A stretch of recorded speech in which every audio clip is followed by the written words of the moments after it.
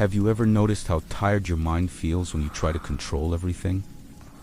Not just tired, but tight.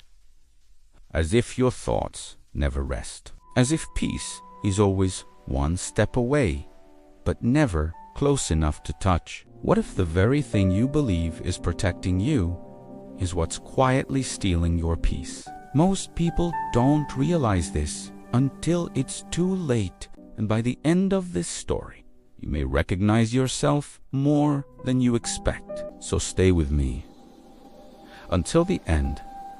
The final moment changes how everything before it makes sense. There was once a man named Elias. He lived a careful life, a very careful life. Elias believed that if he planned enough, worried enough, and thought through every possible outcome, nothing could go wrong. He woke up early to organize his day. He wrote lists for his lists.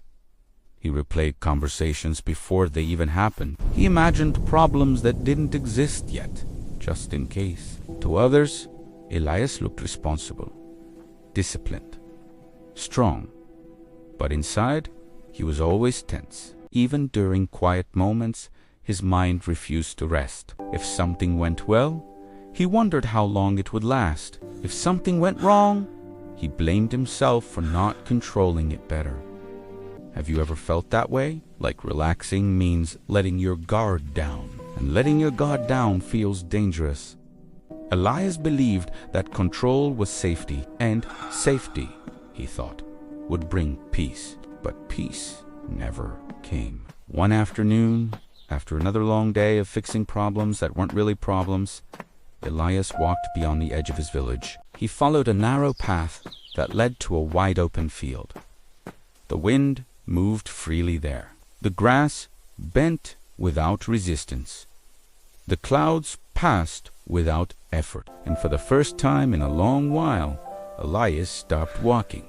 An old man sat nearby beneath a tree. He wasn't doing anything. He wasn't fixing, planning, or adjusting the world around him. He was simply breathing. Elias felt uncomfortable just looking at him. "How can you sit there doing nothing?" Elias asked. "There's always something that needs attention." The old man smiled gently. "Is there?" he asked. Elias frowned. "Of course there is. If I don't stay alert, things fall apart." The old man picked up a leaf carried by the wind and let it slip through his fingers. "Tell me," he said softly, "how many things have fallen apart because you rested for a moment?" Elias opened his mouth, but said nothing. The old man continued, "Most people confuse control with care. They think holding life tightly will keep it safe. But life doesn't breathe when it's held too tight." Elias felt something shift inside him, but he wasn't ready to accept it yet. "Letting go is risky," Elias said. "What if things go wrong?" The old man looked at him kindly. "They already do," he said, "and you survive them anyway." That night, Elias returned home, but his mind would not settle. The words followed him. Held too tight. Doesn't breathe. The next day, something small happened. A minor problem, the kind Elias would normally rush to fix. But this time, he paused, just for a moment. His chest tightened. His thoughts raced. Everything inside him screamed, "Do something. Fix it. Control it." But he waited. Nothing collapsed. Nothing broke. And for a brief second, he felt something unfamiliar. Space. Over the following days, Elias experimented quietly.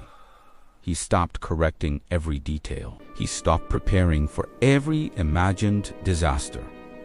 At first, it felt unbearable, like standing at the edge of something unknown. But slowly, something else emerged. When he released control, his breath deepened. When he allowed uncertainty, his body soft. When he trusted life to move on its own, peace began to appear, not all at once, but gently.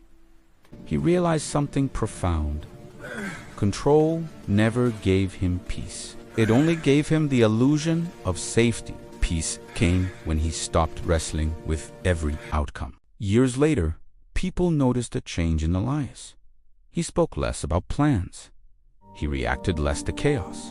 He listened more. He smelled more. When asked what changed, he simply said, "I stopped trying to breathe for life. I let life breathe for me."